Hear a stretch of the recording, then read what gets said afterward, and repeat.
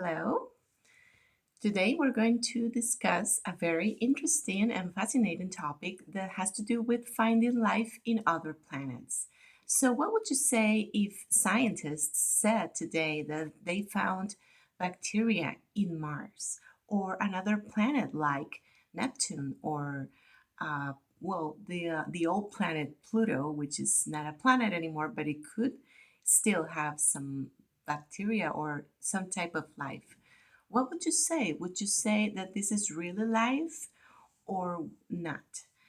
So, in order to know if something is alive, we can look at ourselves because we belong to the tree of life.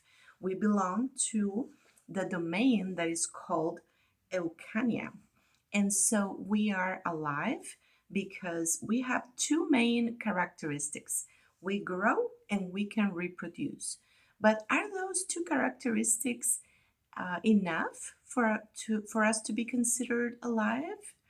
What do we have to do to be alive? Do we have to get something from the outside, like, for example, food? Yes. So the first thing we need to do is eat. So if we were to consider this bacteria that was found in Mars, we would have to analyze if this bacteria can eat. Another thing that we do is we excrete. We need to excrete this food that we ate in the first place, and but then we have to excrete what it doesn't serve us. So also we need to know if this bacteria can excrete. If those four things are present in this bacteria, we are in a good track. But we need more. For example, we as human beings are like all animals and even plants. We move and react to the environment. If it's too hot, we look for ways to feel cooler. If it's too cold, we look for ways to feel warmer. And for example, plants move towards the sun to get the energy that they need. So this is another characteristic for this bacteria in Mars to be considered alive or not. And another characteristic that we need to find is the use of energy. So, for example, plants take the light of the sun to produce their energy and their food. And this is called anabolism.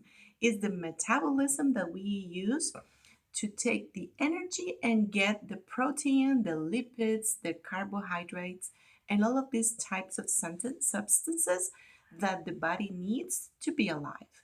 So, since we are able to do that, it means that we are alive.